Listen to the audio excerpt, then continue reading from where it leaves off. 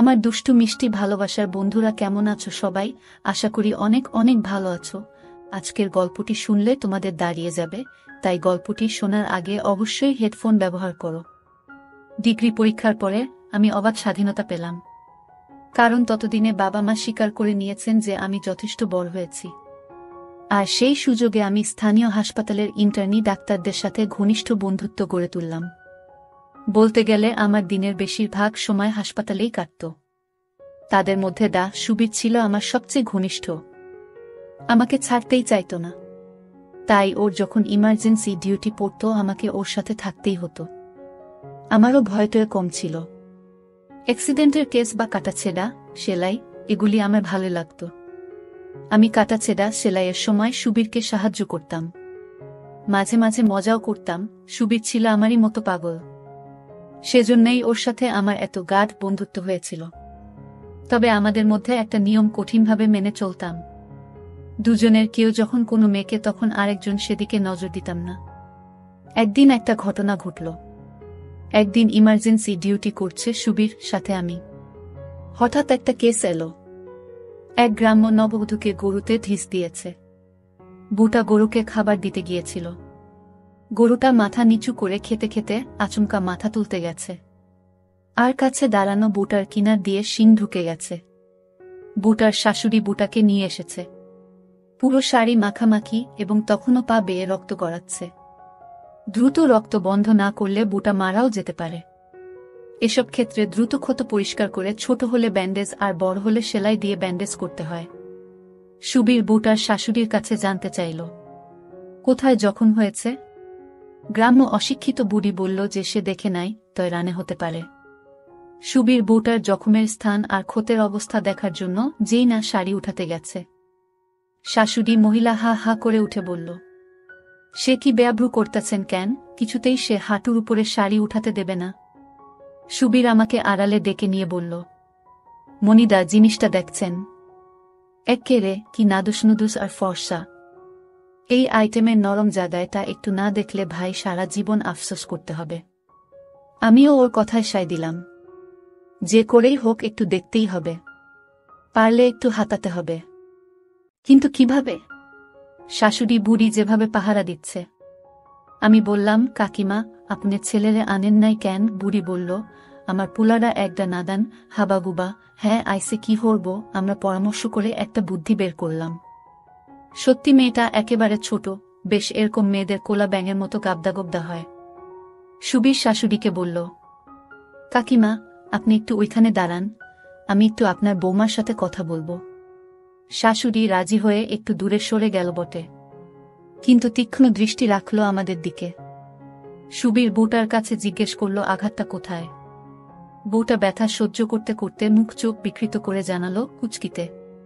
তখন সুবীর বলল, দেখো তোমার ক্ষত পরিষ্কার করে ব্যান্ডেজ বাঁধতে হবে, প্রয়োজন হলে সেলাই দেয়া লাগতে পারে। তোমার যে জায়গায় আঘাত সেখানে দেখতে দিতে হবে। তুমি কি রাজি? মেয়েটা তখন ব্যথায় কাতরাচ্ছে। সে এমন একটা অবস্থায় আছে যে সে যে কোনো কিছু করতে রাজি, এবং সত্যি রাজি হয়ে গেল। তবে জানতে চাইল ব্যথা লাগবে কিনা। সুবীর জানালো যে ওই জায়গায় অবশ করার ইনজেকশন দেওয়া হবে, ফলে সে কিছু টেরই পাবে না। মেয়েটা সানন্দে রাজি হয়ে গেল। এবারে শাশুড়ি বুড়িকে ডেকে সুবীর বলল যে কাপড় তুলতে হবে না, তবে খুলতে হবে। বুড়ি রাজি হল। সুবীর একটা চান্স নিল। ভাগ্যে লেগে যাওয়ার সম্ভাবনা 90%। বুড়িকে বলল, আপনি রক্তটক্ত দেখে ভয় পান না তো? বুড়ি বলল, না না বাবা, আমার মাথা গুড়ায়, ওসব কাটা ছিটা আমি দেখবার পারমু না। আমরা এটাই চেয়েছিলাম। স্ট্রেচার টেবিলটা মোটা পর্দা দিয়ে আড়াল করা, তাছাড়া দরজায় ওয়ার্ড বয় আছে, কাউকে ঢুকতে দেবে না। সুবীর বুড়িকে উল্টো দিকে ঘুরিয়ে তুলে বসিয়ে তাকে বলল, আপনি আপনার বৌমার হাঁটুর ওখানে শক্ত করে ধরে রাখেন, বেশি ভয় করলে চোখ বন্ধ করে থাকেন। বুড়ি নিশ্চিন্ত হল যে তার বৌমাকে আমরা বেয়াব্রু করতে পারব না। অথচ গ্রাম্য অশিক্ষিত বোকা মহিলা এটা ভাবল না যে কেবল নিচ থেকে উল্টিয়েই বের করা যায় না, ফিতে খুলে উপর থেকেও বের করা যায়। বুটা ব্যথায় সমানে কাতরাচ্ছে। স্ট্রেচার টেবিলের মাথার দিক একটু ঢালু করে দিল সুবীর, যাতে বুটা দেখতে না পায় আমরা কি করছি। আরও নিশ্চিন্ত হওয়ার জন্য সুবীর বুটাকে বলল চোখ বন্ধ করে রাখতে। বুটা সত্যি সত্যি হাত দিয়ে চোখ ঢেকে শুয়ে রইল। সুবীর আমাকে কাজে লেগে যেতে বলল। আমি আলতো করে বুটার শাড়ি সরিয়ে বের করলাম। ওফ কি সুন্দর মোলায়েম, ওখানেই 2 দিন কাটিয়ে দেওয়া যায়। তারপর ফিতে টেনে খুলে লুচ করে নিচের দিকে নামিয়ে দিতেই নরম জায়গাটা বেরিয়ে পড়ল। সত্যিই অপূর্ব সুন্দর, ফোলা ফোলা, চেরাটা গভীর, নদীর পাড়ের সাথে তুলনা করা যায়। তবে উপর দিক এবং কুচকির পাশে ঘন কালো, কোকড়ানো, লম্বা ঘাসে ঢাকা। গরুর শিংটা ঢুকেছে ঠিক কুচকির ভিতর দিয়ে। ক্ষতটা গভীর, সেলাই লাগবে। সুবীর আগে একটা ইনজেকশন লাগালো। 1 থেকে 10 গুনতেই জায়গাটা অবশ হয়ে গেল। বুটার কাছে ক্ষতে টিপ দিয়ে জানতে চাইলাম সে কিছু টের পাচ্ছে কিনা। মাথা নাড়িয়ে জানালো, না। সেলাই দিতে হলে জায়গাটা পরিষ্কার করতে হবে। আমি ব্লেড দিয়ে ঘাস কামাতে লাগলাম। মাথায় দুষ্ট বুদ্ধি এলো। শুধু ওই জায়গাটুকুই কেন, পুরো কামিয়ে চকচকে করে তুললাম। সত্যি দেখার মতো। টিপে টুপে দেখলাম তুলতুলে নরম। ছোট্ট মাথাটা নাড়লাম।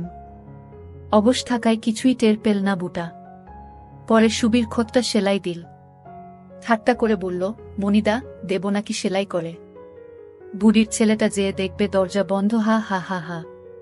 সুবীরের সেলাই দেওয়া শেষ হলে আমি বুটার দিলাম দারুণ। আমি বুটাকে জিজ্ঞেস করলাম, আমি তোমাকে, তুমি কি কিছু টের পাচ্ছ? বুটা এদিকে ওদিকে মাথা নাড়িয়ে না জানালো। অবশ্য ও সারাক্ষণ চোখ বন্ধ করে রেখেছিল। আমি আরো মজা করার জন্য ওর শাশুড়িকে বললাম, শুনছেন বুড়িমা, আপনার বৌমার ব্যথা একেবারে সেরে গেছে। আমি আপনার বৌমাকে, কিন্তু সে কিছু টের পাচ্ছে না। শাশুড়ি কথাটা লুফে নিয়ে বলল, কি কইলা বাবা, যাই তাই করো না বাবা। দেখো বুড়ার যেন কোনো কষ্ট না থাকে। বড়লক্ষ্মী বউ আমার। আমি হাসতে হাসতে বললাম, না না বুড়িমা, কিছু করতেছি না। আসলটা ইডা একরকমের চিকিৎসা। ও আপনি বুঝবেন না। তাইলে আপনার বৌমা আরো পাইত। সুবীর আমার দিকে তাকিয়ে হাসতে লাগল। বুড়ি বলল, তয় তাই করো না বাবা। সিদাই যদি বালা হয়। আমি বললাম, এখন এই অবস্থায় ওটা করা যাবে না। পরে আপনার বৌমার সাথে কথা বলে যদি সে সেই চিকিৎসা নিতে চায় তখন দেয়া যাবে। ব্যথাটা একটু কমুক, ঘাটা সারুক, তারপর। গ্রাম্য অশিক্ষিত সরল বুড়ি কিছুই না বুঝে বলল, আচ্ছা বাবা, তোমাগো অনেক দয়া। সুবীরকে ইংরেজিতে বললাম, যে করেই হোক এই বুটার নরম নরম সুন্দর আমার খুব লোভ হয়েছিল। সুবীরকে সেটা বলাতে সুবীর বুটাকে বলল, প্রতিদিন একবার এসে ড্রেসিং করায় নিয়ে যাবা। 5 দিন পর সেলাই কাটতে হবে, ঘাস শুকাতে আরো 3-4 দিন লাগব। এ কয়দিন তোমাকে একটু কষ্ট করে আসতে হবে। আর তোমার শাশুড়ি বুইড়া মানুষ, তারে কষ্ট দেওয়ার কি দরকার? তুমি তো একাই আসতে পারবা। আর না হয় তোমার স্বামীর সাথে আনবা। কি মনে থাকবো? বউটা লজ্জা লজ্জা মুখে ঘাড় কাত করে জানালো, থাকবে। আমি সুবীরের সাথে অনেক সলা পরামর্শ করে একটা বুদ্ধি বার করলাম। সেই মোতাবেক সুবীর পরের দিন ও ড্রেসিং করার সময় কথায় কথায় জেনে নিল যে বউটার বাচ্চা হয়নি, তবে ওর শাশুড়ি খুব শীঘ্রই একটা বাচ্চা চায়। তখন সুবীর ওকে কায়দা করে জানিয়ে দিল, আমার বন্ধুটাকে তো চেনো, ও এই ব্যাপারে খুব ভালো ডাক্তার। সমস্যা হলে ওর কাছে এসো। এর আগে অনেক বাচ্চা না হওয়া বউয়ের বাচ্চা বানিয়ে দিয়েছে ও। বউটা রাজি হয়ে চলে গেল। টোপ ফেলা হয়ে গেছে, এখন মাছের ঠোকর দেওয়ার অপেক্ষা। আমাদের একটাই আশা যে বউটার স্বামী যেহেতু নাদান আর বোকাশোকা। বউটারও বয়স অনেক কম, সবে 15-16, কাজেই ওদের মধ্যে ভালোভাবে হওয়ার সম্ভাবনা কম। আর যদি তা হয় তাহলে বাচ্চা হওয়ারও সম্ভাবনা কম। দেখা যাক বিড়ালের ভাগ্যে শিকে ছিঁড়ে কিনা। অনেকদিন পার হয়ে গেল, প্রায় 6 মাস। ওসব কথা আমরা ভুলেই গেলাম। আমারও বাড়ি ছাড়ার সময় ঘনিয়ে এলো। একটা সরকারি চাকরির ইন্টারভিউ দিয়েছিলাম, খুব ভালো হয়েছিল, চাকরিটা হওয়ার সম্ভাবনা আছে। একদিন সকালে আমি ক্যান্টিনে চা খেতে গেলাম। সুবীর ডিউটিতে ছিল। ফিরে এসে রুমে ঢুকতেই আমার একটা হার্টবিট মিস হয়ে গেল। দেখি সেই বুটা আর তার শাশুড়ি সুবীরের সামনে বসা। আমাকে দেখেই ওদের আড়াল করে চোখ মারল সুবীর। ওদেরকে বলল, ওই যে এসে গেছে আপনাদের ডাক্তার সাহেব, যান ওর সাথে কথা বলেন। আমাকে বলল, বুঝলি মনি, এটা তোর কেস, এত সুন্দর বুটার বাচ্চা হয় না। তুই একটু চেক টেক করে দেখ কিছু করতে পারিস কিনা। আমি খুব গম্ভীর ভাব নিয়ে বললাম, এসো। আমি ওদের নিয়ে একটা খালি চেম্বারে বসালাম। ওই চেম্বারে ডাক্তারের পদ খালি ছিল, কাজেই কারো আসার সম্ভাবনা ছিল না। আমি ওদেরকে বসতে বলে দরজা দিলাম। ডাক্তারের চেয়ারে বসিয়ে বললাম, বল তোমাদের কি সমস্যা। বুটা লজ্জায় জড়ষ্ট শাশুড়ি বলল, দেহ তো বাবা, পুলারের বিয়া দিছি 5 বছর হয়ে গেল, এখন পর্যন্ত একটা নাতি নাতকুরের মুখ দেখলাম না। পাড়াপড়শি নানান আক্তা কুক্তা কয়, বু নাকি বাঞ্জা। জড়িবুটি কবিরাজি অনেক করছি। শেষে তোমার কথা মনে পড়ল, তাই ওরে নিয়ে আলেম। আমি বললাম, ভালো করছেন, কিন্তু আপনার পুলারে আনা দরকার ছিল। হের সাথেও তো কথাবার্তা কোন লাগবি নাকি, বুড়ি বলল, কিন্তু হ্যাঁ তো নাদান, বুদ্ধিশুদ্ধি নাই, গাবদা গুবদা, কিচ্ছু বুঝে না। আমি বললাম, তবুও বাচ্চা তো হ্যাঁই বানাইব নাকি কাকিমা। বুড়ি শরম পেয়ে মুখে আঁচল চাপা দিয়ে হে হে করে হেসে বলল, তা যা কইছ ঠিকই কইছ। ঠিক আছে, এর পরের দিন হ্যারে পাঠায় দিবানে। আমি শাশুড়িকে বললাম, আপনার পুলার বুড়ে কিছু গোপন কথা জিগান লাগব। আপনি থাকবেন না বাইরে বসবেন। বুড়ি বলল, না বাবা, আমি বাইরে বসি। শাশুড়ি উঠে বাইরে চলে গেল। যাওয়ার সময় বুদ্ধি করে দরজাটা একটু ফাঁক করে রেখে গেল। খুব চালাক, খুব সতর্ক। আমি বউটাকে বললাম, তোমার ঠিক মতো হয়। বউটা অবাক হয়ে বলল, সেইটা আবার কি জিনিস। আমি বুঝলাম, গ্রাম্য অশিক্ষিত মেয়ে, কাজেই ওর সাথে সেভাবেই কথা বলতে হবে। বললাম, মানে প্রতি মাসে তোমার ওই রাস্তা দিয়া বাইর হয় নাকি। বউটা এবারে বুঝতে পারল। শরমে মুখে আঁচল চাপা দিয়ে বলল, ওগারোতা হয়। আমি কয়দিন থাকে। বউ, 5-6 দিন। আমি তোমার স্বামী তোমার সাথেই ঘুমায়। বউ, আর কই ঘুমাইব। আমি বাচ্চা নিতে চাও। বউ, আমার শাশুড়ির খুব শখ। আমি কেন, তোমার ইচ্ছা নেই। বউ মুখে আরো বেশি করে আঁচল চাপা দিয়ে মুখ নিচু করে, ও আছে। আমি কতটুকু, অনেক না কম। বউটা কিছু না বলে উপর নিচে মাথা দোলায়। আমি ঠিক করে মুখে বলো, কম না বেশি। বউ, একটু বেশি।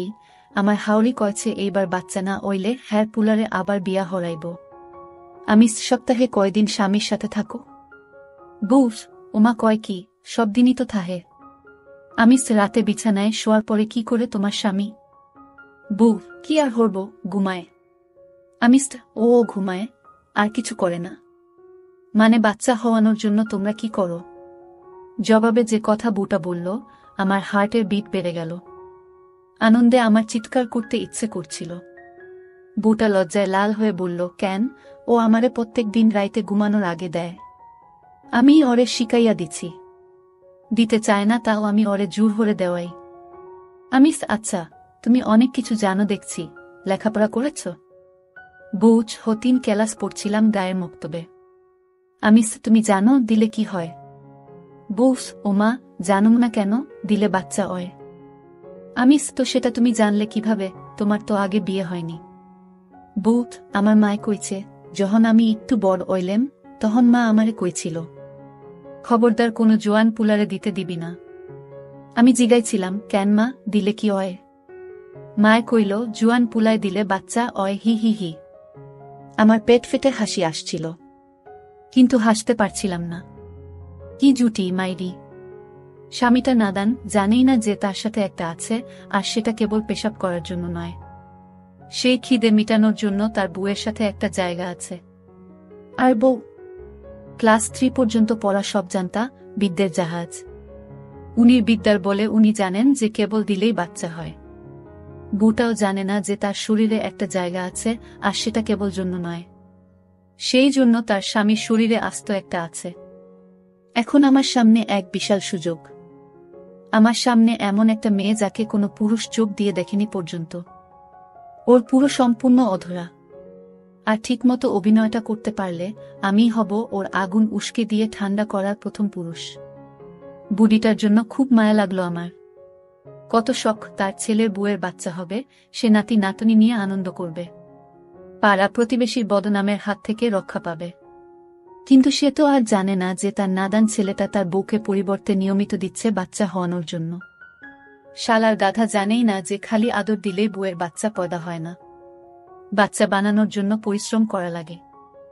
গায়ের ঘাম ঝরিয়ে বুকে নিয়মিত আচ্ছা করে হয়, আর দিয়ে বউয়ের পকেট ভর্তি করে দিতে হয়, তবেই না বাচ্চা হয়। ওর বউটাও আরেক নাদান, তা না হলে হয়তো আর কাউকে দিয়ে নিজের জুড়াতে পারত, পেটে বাচ্চাও আসত। দেখা যাক আমি কি করতে পারি।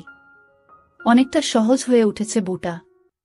আমি ওর নাম জানতে চাইলাম, ও জানালো ওর নাম সুফিয়া। আমি তখন বললাম, বুঝলাম, কিন্তু তোমাকে একটা কথা বলা দরকার। তুমি যদি আমার চিকিৎসা নিতে চাও তাহলে এই কথাগুলি তোমার শোনা অতি জরুরি। সুফিয়া জিজ্ঞেস করল, কি কথা? বললাম, প্রথমত আমার সামনে লজ্জা করা চলবে না, লজ্জা থাকলে চিকিৎসা হবে না। মনে করো আমি যদি তোমার চিকিৎসা করি, তোমার সমস্ত আমাকে চেক করতে হবে। এই চিকিৎসা অনেক কঠিন, আমাকে অনেক কষ্ট করতে হবে। শুধু দেখা নয়, হাত দিতে হবে। তুমি যদি মনে করো তুমি এসব করতে পারবে না, তাহলে আর আমার কাছে এসো না। সুফিয়া মুখের কাপড় সরিয়ে হা হা করে উঠে বলল, না না ডাক্তার সাব, আমনে যা যা কইবেন আমি তাই করমু, অসুবিধা হইব না। কিন্তু খরচাপাতি কেমন লাগব? বুঝেন তো আমরা গরিব গুরবা মানুষ।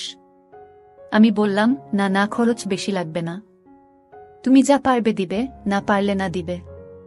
আমি আর বেশি দিন এই হাসপাতালে থাকব না, বড় জোর 2-3 মাস আছি। তুমি আমার শেষ রোগী, তাই তোমাকে আমি এমনিতেই চিকিৎসা করে দিয়ে যাব। তাহলে তুমি আমাকে সারা জীবন মনে রাখবে। কি রাখবে না? সুফিয়া লজ্জা হাসি দিয়ে বলল, ও অবশ্যই রাখমু। বললাম, তোমার বাচ্চা হলে যখন ওকে কোলে নিয়ে আমার কথা মনে পড়বে, তাই না? ও বলল, তা তো পড়বই, আমার কত আশা। আমি বললাম, আমি যা যা করতে বলি সব ঠিক করো, তোমাদের আশা ঠিকই পূরণ হবে। ঠিক আছে, আজ তোমরা যাও, কাল তোমার স্বামীকে সাথে করে নিয়ে এসো, তোমাদের দুজনের চিকিৎসা একসাথে করতে হবে। সুফিয়া রাজি হয়ে চলে গেল। ওদের বিদায় করে দিয়ে সুবীরের রুমে এসে মন খুলে আগে হো হো করে হেসে নিলাম। সুবীর বলল, কি রে, এত হাসছিস কেন? খবর ভালো মনে হচ্ছে। আমি সুবীরকে সব কথা খুলে বললাম।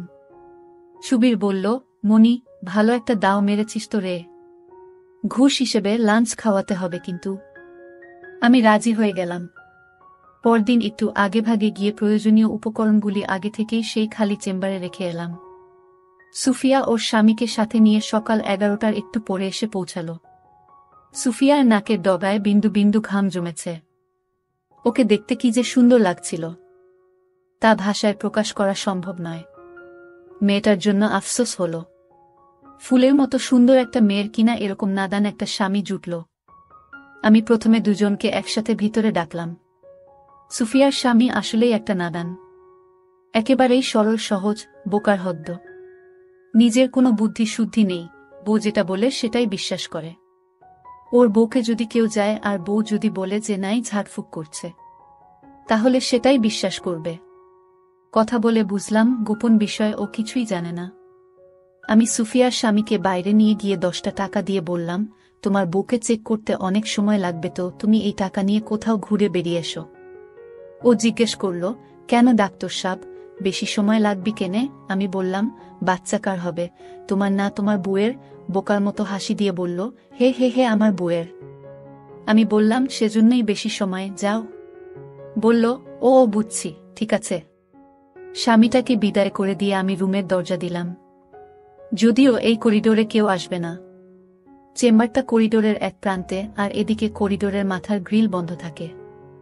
যাতায়াত বন্ধ, তবুও সাবধানের মান নেই। আমি সুফিয়াকে বললাম, শোনো সুফিয়া, তোমাকে কাল কি বলেছি মনে আছে? সুফিয়া ঘাড় কাত কর জানালো, মনে আছে। আমি অয়থায় সুফিয়ার বিপি চেক করলা, যাতে সুফিয়ার বিশ্বাস হয় যে সত্যি সত্যি ওর চিকিৎসা হচ্ছে। সুফিয়াকে বললাম লম্বা লম্বা করে শ্বাস নেওয়ার জন্য। আমি যেটা বললাম সুফিয়া সেটাই করল, ভালো লক্ষণ। তাড়াহুড়া করার ফল কখনো ভালো হয় না। নিজেকে সাবধান করলাম, কোনো তাড়াহুড়ো নয়, ধীরে বতস্থিরে। তাড়াহুড়ো করলে সুফিয়ার সন্দেহ হতে পারে, আর সন্দেহ হলে হয়তো আর নাও আসতে পারে আমার কাছে। অথবা সন্দেহ করে যদি কারো সাথে আলাপ করে বসে, তাহলেই সর্বনাশ। আমি সেদিনই ওকে এ ব্যাপারে কৌশলে নিষেধ করে দিলাম। যাতে বাচ্চা আসার আগ পর্যন্ত ও কাউকে কিছু না বলে। ওকে বললাম, কেউ জেনে ফেললে যদি কোনো ক্ষতি করে। সুফিয়া সাবধান হয়ে গেল। আমি সেদিনের মতো ওকে 2-3 রকমের ট্যাবলেট দিয়ে আবার পরদিন আসতে বললাম। আসলে ওগুলো ছিল সব ভিটামিন ট্যাবলেট, কিন্তু আমি ওর বিশ্বাস আরও দৃঢ় করার জন্য বারবার করে নিয়ম করে ওষুধগুলো খেতে বললাম, দেখো যেন কোনো ভুল না হয়। পরদিন ঠিক সময় মতো সুফিয়া ওর স্বামীকে নিয়ে হাজির হয়ে গেল। আমি আগের দিনের মতো ওর স্বামীকে টাকা দিয়ে বাইরে পাঠিয়ে দিলাম। সে খুব খুশি। সুফিয়া আগের চেয়ে জ্বরটা কাটিয়ে বেশ ফ্রি হয়ে উঠেছে। ও এখন আমার সাথে হেসে হেসে কথা বলছিল। আমিও আর ওর সাথে কোনো আড়াল রাখতে চাইলাম না। জিজ্ঞেস করলাম, ওষুধ খেয়ে কোনো পরিবর্তন বুঝতে পেরেছ? স্বভাবতই ওর উত্তর ছিল, না, পরিবর্তন হবে কি করে? আমি কি কোনো কার্যকরী ওষুধ দিয়েছিলাম নাকি? দিয়েছিলাম তো, ভিটামিন ট্যাবলেট। আমি আবার ওর প্রেশার চেক করলাম, স্টেথোস্কোপ দিয়ে পরীক্ষা করলাম, তারপর জিজ্ঞেস করলাম, কোনই পরিবর্তন হয়নি? আবারও মাথা দোলালো সুফিয়া।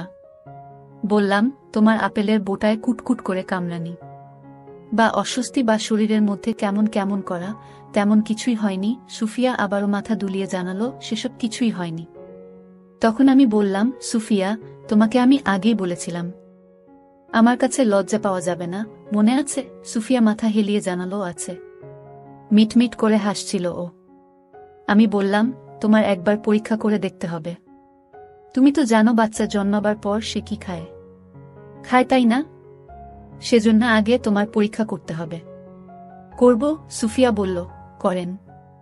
সুফিয়ার শক্ত শক্ত হয়েছিল। আমি বললাম, না না, এভাবে নয়। এবারে সুফিয়া একটু ঘাবড়াল, কিন্তু সেটা মাত্র সাময়িক। হাত কাঁপছিল। কিছুক্ষণ চেষ্টা করে হেসে বলল, আমি পারব না, আপনি খুলে নেন। আমি আলতো করে হাত রাখলাম। শিউরে উঠল সুফিয়া।